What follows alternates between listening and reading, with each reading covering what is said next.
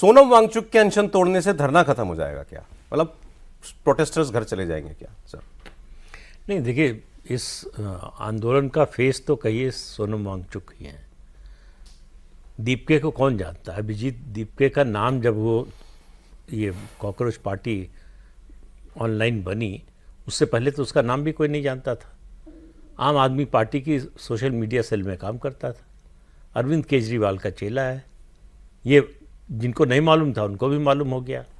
तो ये पूरा खेल रचा है अरविंद केजरीवाल ने। लेकिन समस्या ये है कि लीडरशिप नहीं है। अन्ना हजारे के आंदोलन के समय अन्ना थे, फेस थे, जिनकी सत्यनिष्ठा पर किसी को कोई डाउट नहीं था, जिनका कोई पॉलिटिकल एम्बिशन नहीं था, जिनको सरकार से कुछ नहीं चाहिए था, जिनको राजनीति में नहीं आना था। अरविंद केजरीवाल की उस समय जो क्रेडिबिलिटी बनी थी वो खत्म हो चुकी है। कट्टर ईमानदार से कट्टर बेईमान तक की यात्रा पूरी कर ली है उन्होंने। तो इसलिए वो फेस बनकर सामने नहीं आ पाए। चाहते रहे होंगे लेकिन नहीं आ पाए। दूसरा फेस कोई है नहीं। सोनम वांगचुक का अपना खेल है।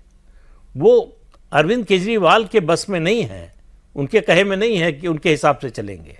ठीक है। और दीपके का कोई, मेरा मानना है कि उसका कोई जो है कोई स्टैंड नहीं है, कुछ नहीं है। सरकार उससे बात कर रही है, ये एहसान कर रही है। जो परिस्थिति है उसके कारण सरकार की मजबूरी है उससे बात करने की, वरना उसका इन स्टूडेंट से क्या लेना देना। इसलिए मैंने पूछा, अगर के एग्जाम से क्या लेना देना। अगर सोनम वांगचुक को सरकार मना ले तो बात बन गई, बन जानी चाहिए। ओके, जब तक कि कोई नया अरोड़ा ना आ जाए। क्योंकि तो ये इस चिट्ठी के बाद तो लगता है कि बातचीत बन चुकी है। तभी ऐसी चिट्ठी आई है। अब वो इंपॉर्टेंट है। पूरी दुनिया इस्तीफा, जब जितने लोग सड़क पे हैं सब धर्मेंद्र प्रधान का इस्तीफा मांग रहे हैं, और सोनम वांगचुक जो धरने का चेहरा है वो इस्तीफे की मांग नहीं कर रहे हैं। विचार कर लीजिए इस पर। आप जबकि सोनम वांगचुक जब पेंशन पर बैठे थे तो उनकी एक ही डिमांड थी, धर्मेंद्र प्रधान का इस्तीफा हो। बताइए, यही डिमांड ही थी।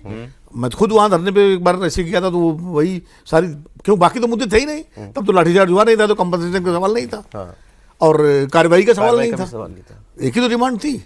और तो अब अगर वो इस डिमांड से पीछे हटते हैं तो क्या उनकी कॉल पर ये लड़के वापस चले जाएंगे? यही सवाल, ये प्रश्न है। सरकार की जो रणनीति है, जो मैं समझ पा रहा हूँ, वो ये है कि इस पूरे मामले को 3 हिस्सों में विभाजित कर दीजिए।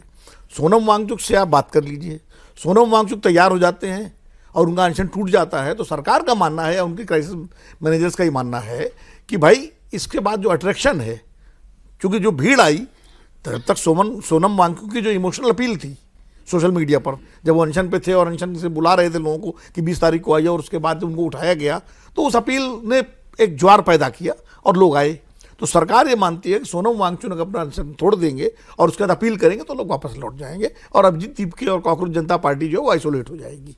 रही बात राहुल गांधी और कांग्रेस पार्टी की, वो पॉलिटिकल लड़ाई है, पॉलिटिकल लड़ाई पार्लियामेंट में। अनलेस वहां जो जंतर मंतर पे जो मंच है, हाँ, मंच पे जो बैठे लोग हैं वो कहेंगे ना साहब हमको तो पहले इस्तीफा चाहिए। वही मैं कह रहा हूँ कि सरकार की स्ट्रेटजी है कि वो उतना ताकतवर लोग नहीं है, ना उनका कोई स्ट्रक्चर है, ना कोई उनका बेस है।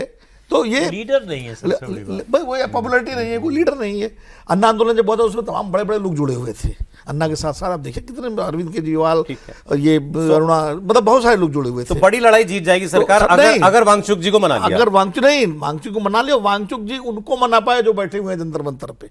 अगर उन्होंने जो सोनम वांगचुक को भी खारिज कर दिया कि हम तो नहीं जाएंगे बिना, कोई बात हमने की ना, आपने कहा कि उसकी गुंजाइश इसलिए कम लगती है क्योंकि वहां पर उनके पास और कोई आदमी नहीं है। नहीं, लेकिन अब जो माहौल बन गया है, अभी तक तो आदमी नहीं थे, लेकिन जो माहौल बन गया है इसकी क्या गारंटी है कि फिजल आउट हो जाए? सर उस माहौल के बीच में तो इनकी चिट्ठी आई है। ये नहीं तो चिट्ठी आई, चिट्ठी पे लोग कितना एक्सेप्ट करेंगे? इसका मतलब ये सरकार एक दांव खेल रही है। इसका मतलब वो लोग भी वे आउट चाहते हैं।